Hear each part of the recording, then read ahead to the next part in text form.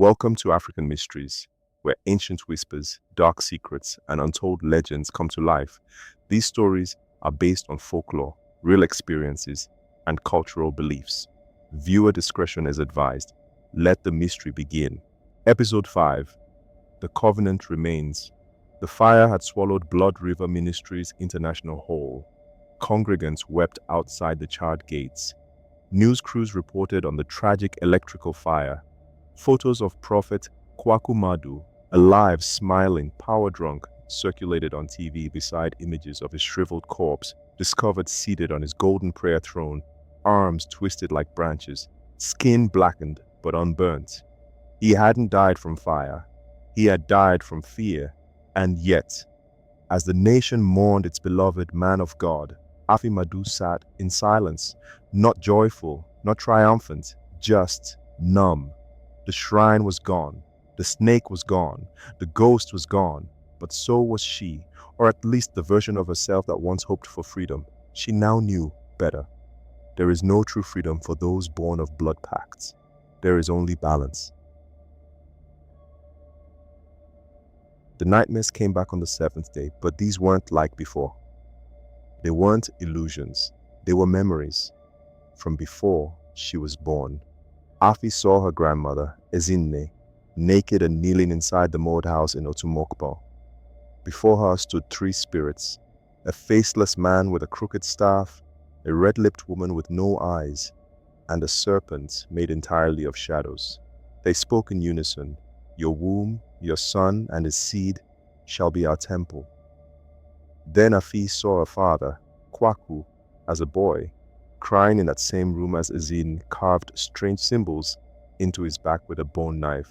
She saw his first summoning, his first offering, the day her mother, still young and innocent, was chosen by the snake in a dream. Her mother had never been a victim. She was the first bride. Afi woke up screaming, drenched in sweat.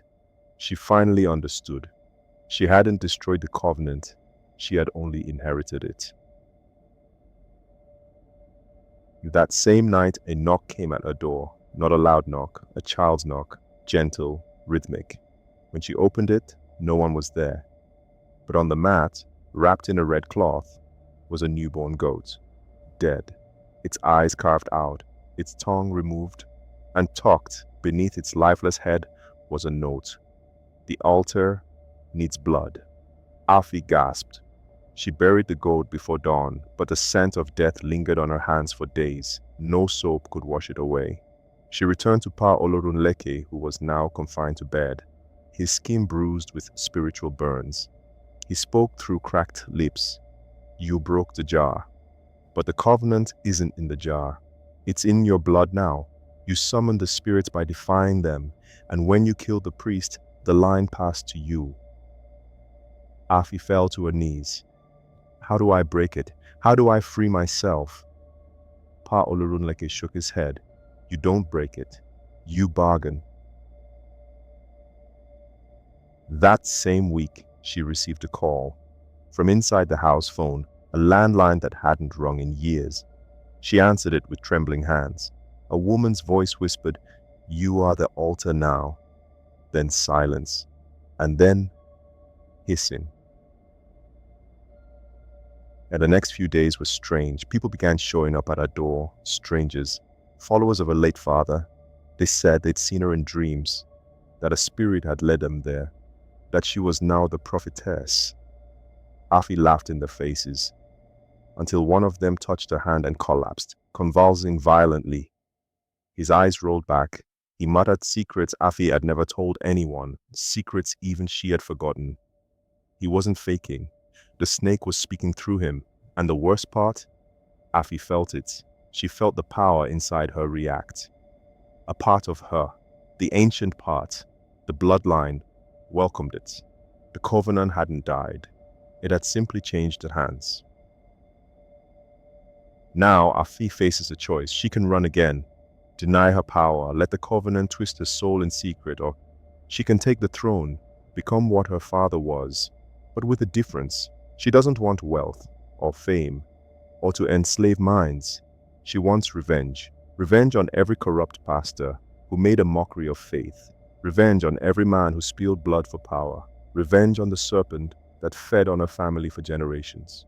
She doesn't want to serve the snake, she wants to chain it. In the final scene, we see Afi lighting candles in a circle of chalk and feathers. She chants in a tongue long dead. Her eyes glow faintly, the house shakes. Behind her, a mirror cracks, and inside it, the snake watches, but it doesn't strike, it bows. For more mysteries from the Motherland, hit that like button, subscribe and tap the bell so you never miss a tale. Until next time, stay curious, stay cautious, and beware. Some legends are more than just stories.